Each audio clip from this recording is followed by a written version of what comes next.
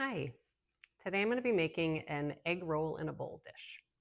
I really like this recipe because it's simple, it doesn't take a lot of ingredients, it's oftentimes things I have on hand, and it's really tasty and feels good in my body.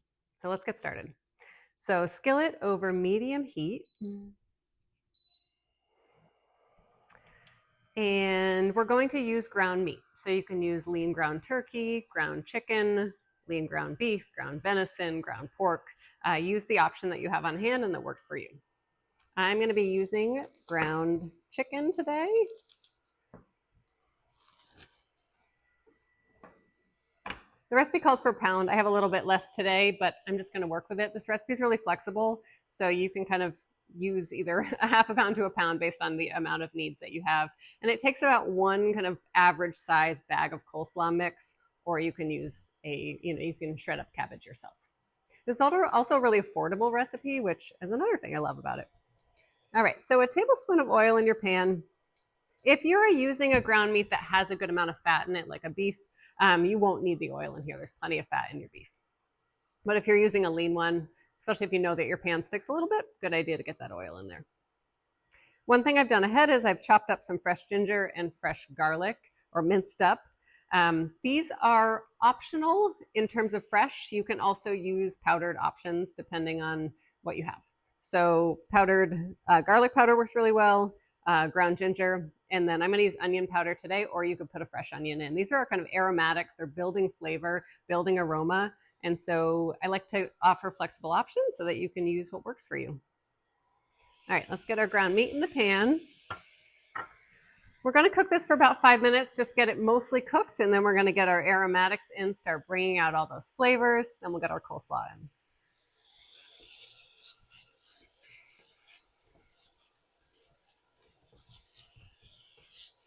I really like making this because oftentimes we'll have leftovers and then lunch is just made for the next day. Great one to bring to work or to have at home. I also find with leftovers, we do better in our household if we put them in the portion that you're going to eat the next day. So I'll show you the containers that I like to use. These kind of 2-cup glass containers are perfect because I'll put the rice in there and the meat and veggies, put a lid on it, and then it's ready to go to heat up the next day, versus if it was in a big casserole dish. It just gets trickier if your mornings are busy and you're trying to get out the door and want lunch. Pre-portioning ahead of time is a trick that has really helped us. One, to reduce waste, but also just really know what's available. You're kind of like making your own freezer meals, except you might not be putting it in the freezer, but making your meals ahead.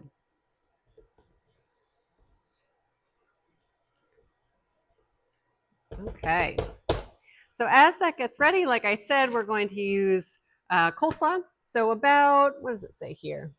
It's usually about 4 to 6 cups, but it's an average bag size. If you don't have a bag, again, if you're using a fresh cabbage, just slice it up about 4 to 6 cups. Depending on your pan too. If you have a pan that's a little smaller, start with 4, mix that in so you're not overflowing. And then our sauce options here are going to be soy sauce. So soy sauce is kind of the base of this. And then we're going to add a little bit of rice vinegar. If you don't have rice vinegar, you could use maybe a little lime juice, or lemon juice might be nice in there, but you could also just leave it out. Really, the soy sauce is kind of the base of where the flavor comes from. And then if you like a little heat, a little bit of sriracha, a teaspoon of sriracha toward the end is going to be nice. I also like one additional flavoring in this, which is 5 spice powder. Again, this is completely optional, but if it's something that you have, it's quite traditional of an egg roll, and that's where this egg roll in a bowl, inspiration is coming from. So if you smell your 5 spice powder, it is a unique blend. It is cinnamon, fennel, cloves, star anise, and white pepper, but a little goes a long way, and I've just enjoyed that flavor in this recipe. So that's another option you'll have. But again, the base of this is just going to be the ground meat, the coleslaw mix, and that soy sauce. And then we're adding the flavor with the onion, garlic, ginger. But really, if you just have those basics, it's still going to be pretty good. All right, as that's almost cooked up, I'm going to get my ginger and garlic in. I love to use the fresh ones if I have them, but if I'm kind of running short on time, definitely go with the powdered as well. And I'm not putting a fresh onion in here, mainly just because someone in my house doesn't like fresh onion. So I'm just going to put a little onion powder so we get that balanced flavor. And just give these about 2 to 3 minutes as your meat kind of finalizes its cooking here to start opening up those flavors. You'll start smelling the onion and the garlic and the ginger. Mm-mm-mm.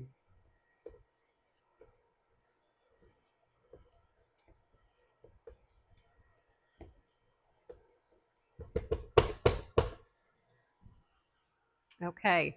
Meanwhile, I do have some rice cooking in my rice cooker. The rice cooker is one of my favorite tools in the kitchen, or kind of pieces of equipment. And I'm really not a person who likes a lot of extra equipment in the kitchen. But one, I just find it so simple. It is a cup of rice and 2 cups of water, and I put the lid on and press the button, and that's all I have to do. And the rice just seems to come out perfectly for me. I always seem to struggle cooking rice on the stove. I seem to burn it on the bottom. It just never works for me over the years. So a rice cooker is one of my commonly used pieces of equipment in the kitchen. I also like that it's small. So my rice, I've got some brown rice cooking in there that'll be ready once our dish is done. You could also serve this over white rice, over quinoa, or a different type of grain. You could put it in a wrap. Okay, let's get our coleslaw mix in here. If you are doing regular cabbage and you don't have the mix, shredding in some carrots too can be really nice. Double check when you dump your coleslaw mix in here. Sometimes you'll find a piece that kind of has some core on it. I usually just like to double check. You know, I'm sure these were kind of shredded up by a machine. So if you get like a tough piece that has a little core, just pull that out. Coleslaw mix is incredibly affordable. Usually the average size bag at the store is about $1.99. So a really nice way to get lots of veggies in here at an affordable price.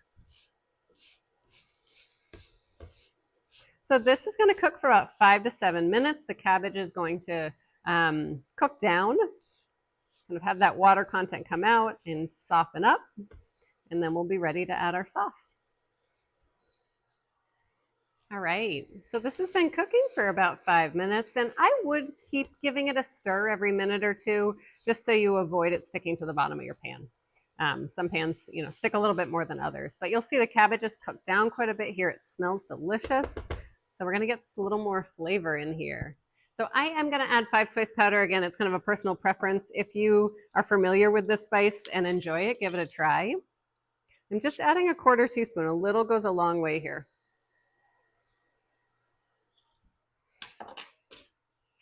Okay, and then I need 3 teaspoons of soy sauce. Sorry, 3 tablespoons of soy sauce. And again, the recipe is going to be right in the description of the video. And I'm using the reduced sodium soy sauce. It's not low sodium, but it does have less than a traditional soy sauce if you're someone who watches your salt.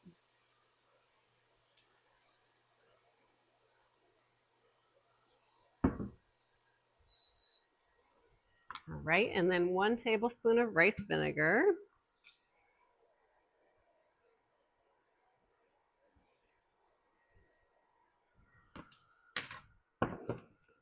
And I'm gonna do about a teaspoon of sriracha. Sriracha can be pretty spicy, so you might consider just doing sriracha at the table if there's someone in your household who doesn't like that amount of spice, or just start with a little amount and taste it and see the spice level and how that works for you. You can always add more, but you can't take it away, especially with spice. So we're just gonna give this a minute or two to kind of get those flavors to blend, heat up those sauce elements, and this is done. It smells delicious. It looks delicious. I can't wait to have it for lunch. All right, I'm going to give a taste for flavor and just let you know what I'm thinking. My rice is kind of finishing up there, and then I'll serve a real bowl. So start with aroma. See what smells you're smelling here.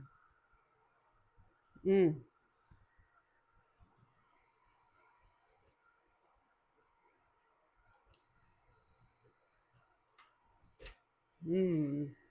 There's a nice crunch to the cabbage still.